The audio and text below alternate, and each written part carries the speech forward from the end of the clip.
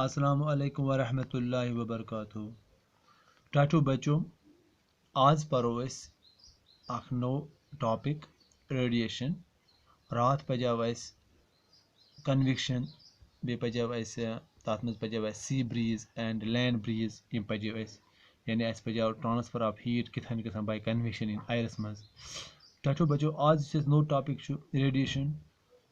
यह अहम टॉपिक यम तुम इस पर इंशाल्लाह 8th 9th या हर क्लास पकू तथ मज यो तुम यह कर मतलब जरूरत। इसलिए करो तुम कोशिश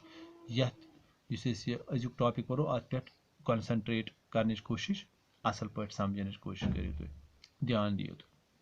ठहरो बच्चों, तुम आसो वुचमुत इस पर मतलब यह सनी दह ताप नबर नीरान फील कर वुशनेर यानी वुशनेर ये अबुर सर्दी लगान। ये वो ताफ क्या फील कर वुशनेर, मगर इस वुशनेर फील कर वुशनेर मिलान आफ्ताब च लाइट तिक आफ्ताब सन दिवान हीट एनर्जी बे लाइट एनर्जी दिवान हीट दिवान इत कन वोन पतमें रात लेक्चरस मज पोर्न कि शिस्तरो रॉड या मतलब कुन बानस मज वाटर त्रावान पे तथ हीट दिवान अमेन मज मीडियम यानी हीट ट्रांसफर गसान वाटर यह मीडियम या हूँ आयरन हॉट एंड पे गसान कोल्ड एंडस तान हीट ट्रांसफर। यह वो अब लज पता कि हीट सह मतलब कुन मीडियम जरिए पकान, मगर ये रिवर्स प्रोसेस ये आफ्ताब पे लाइट वातान नश यह स्पेस मज पकान। स्पेस गई सह जाय ये आयर हवा कह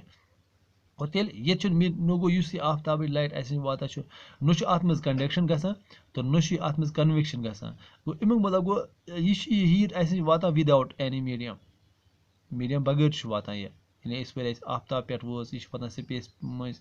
तम पे वाता सान अर्थ नश तम पे हवा ये यानी इस पे विदाउट मीडियम नश ये हीट वात अत वन यह प्रोसेस यानी हीट ये वात आफ्ताब हीट नश वात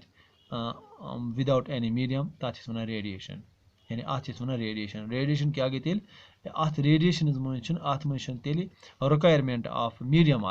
कह नो अत मज वाटर तुम जरूरत नो अत मज हवा जरूरत तुम यह वात तम बगैर अगर तब कर वात तो मगर अमिस जरूरत पेवान कह। यानी टाटू बच्चो, बह करमो तुम समझाने कोशिश ये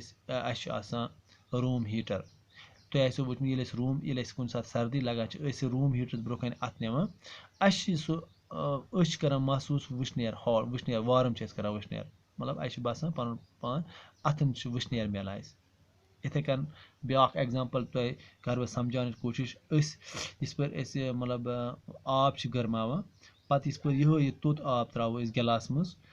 तथ गिलास इस पर थप करो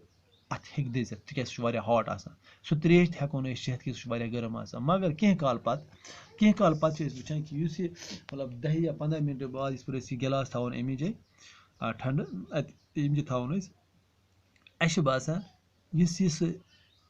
गिलास यह गोमुत ठंड अत मज आब आई गोमुत ठंड अत क्या गोमुत हीट यह गम ट्रांसफर सराउंडिंगस मज सराउंडिंग अत इस पर हीट ट्रांसफर गई गो अत हीट ट्रांसफर गई अत टू द सराउंडिंगस अत यह गसान by the process of radiation सरी। टाटू बच्चो, इथे कन वो तुम आवर बॉडी सी बॉडी सह हीट दिवान मतलब तुम वो सान बॉडी हीट दिवान सह सराउंडिंग गसान यानी यह सारी प्रोसेस गसान बाय द अत यह रेडिएशन जरिए। टाटू बच्चो, ऑल हॉट बॉडीज तम रेडिएट हीट कर तमाम हॉट बॉडीज या तुम इस पर प्रेस कर आयरन प्रेस सह गर्मावान पे इस पर सह हीट गसान पे तुम नीव अत अत इस पर नीव बसान अत गर्म यानी इस आयरन बॉडी यह रेडिएट कर रेडिएट हीट अत यम त बॉडीज यम अत मज समझाने कोशिश कर तुम यम त हॉट बॉडीज रेडिएट हीट कर इन मज क्या गसान अत मज 3 किस्म हीट अत मज क्या नंबर 1 इस पर से यह हीट पेवान कुन ऑब्जेक्ट्स पे पार्ट अमुक रिफ्लेक्ट गसान यानी ये हॉट बॉडी अमिच हीट हीट कुन ऑब्जेक्ट्स पे पे अच पार्ट गसान रिफ्लेक्ट कह पार्ट अम हीट मज रिफ्लेक्ट गसान यानी वापस गसान कह पार्ट यह बॉडी एब्जॉर्ब करा कह पार्ट करा यह ट्रांसमिट करा ठीक पार्ट करा रिफ्लेक्टेड कह करा एब्जॉर्बड कह करा ट्रांसमिट यह टेम्परेचर आसान अम बॉडी ऑब्जेक्टू सह गसान तेल सह गस इनक्रीज टेम्परेचर गस increase due to the absorbed part of the heat यानी यह बॉडी इस पर एब्जॉर्ब कर हीट इस बॉडी तमिक टेम्परेचर गस इनक्रीज तवे तुम वुचमुत कुछ सात इस पर सनी आफ्ताब लाइट वुचनेर ज्यादा इस पे निवान छतर निवान सत्य छतर निमो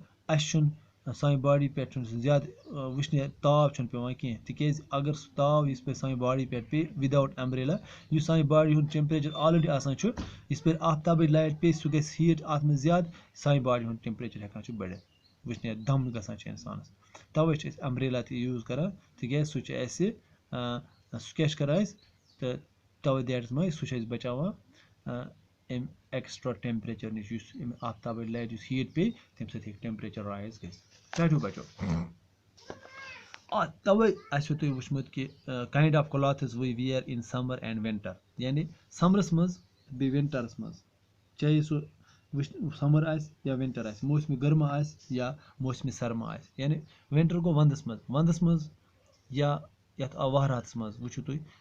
यम क्लॉथ्स लागान पलो लागान सह डिफरेंट आसान समरस मज लागान कम क्लॉथ्स यम लाइट क्लॉथ्स या कॉटन क्लॉथ्स लागान मगर यम विंटरस मज लागान वूलन क्लॉथ्स या डार्क क्लॉथ्स तुम वुचु अगर आज ये समरस मज अगर लागो समरस मज अगर कम ब्लैक पलो लागो ब्लैक शर्ट लागो या कह तो लगे तुम इंसान दम गरम गुन कड़ी तथ वजह क्या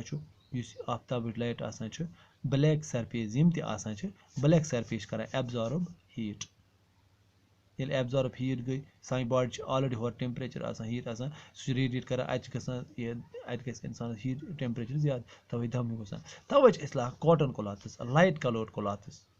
कॉटन क्लॉथ्स या वाइट क्लॉथ्स लागान समरस मज white colour Teej white colour इस पे आफ्ताब लाइट पेवान पे सह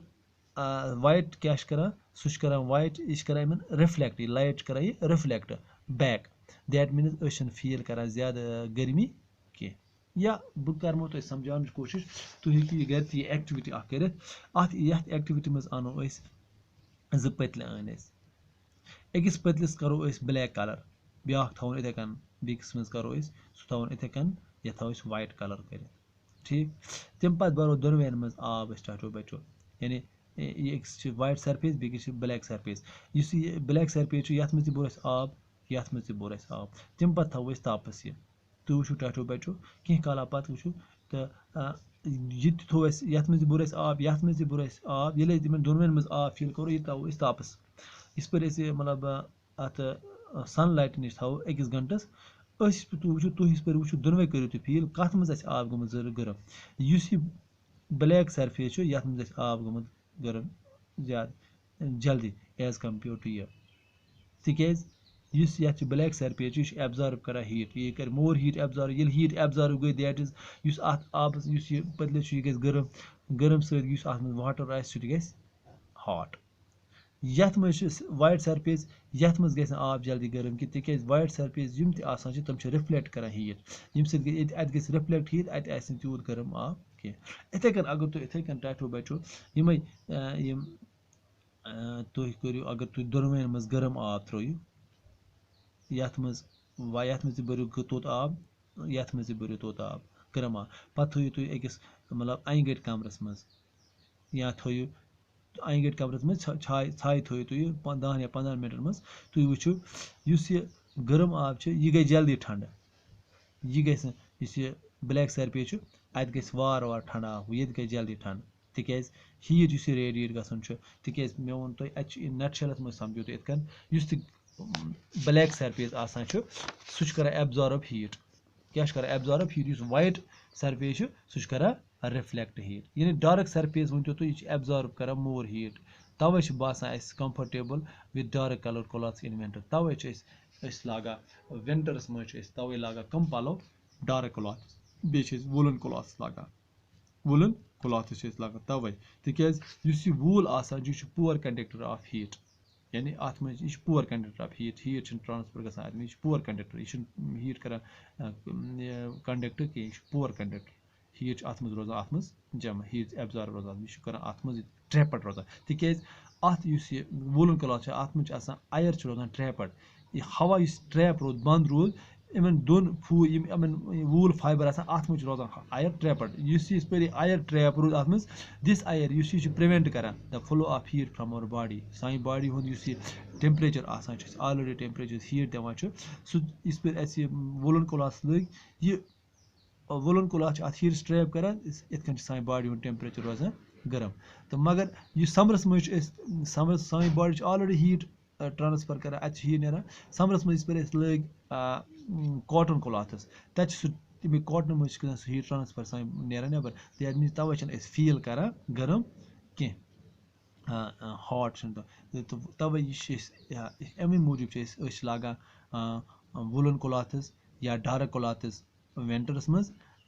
कॉटन क्लॉथस या वाइट क्लॉथस लागान समरस मज वजह यह कि एब्जॉर्प्शन ये रिफ्लेक्शन ऑफ हीट गसान तिकाज यम ते वुलन क्लॉथ्स आसन यम ते ब्लैक सरफेस आसन या ब्लैक कलर आसन तम कर एब्जॉर्ब सनलाइट कर एब्जॉर्ब तम हीट कर एब्जॉर्ब एज कम्पेयर टू यम आसन ऐसे कॉटन क्लॉथ्स या वाइट क्लॉथ वाइट क्लॉथ्स आसन तम एब्जॉर्ब कर हीट कि बल्कि तम रिफ्लेक्ट कर हीट आफ्ताब हीट कर तम रिफ्लेक्ट या दैट इज वाई कर हॉट एंड वार्म हॉट या कोल्ड कर फील खुदा हाफिज।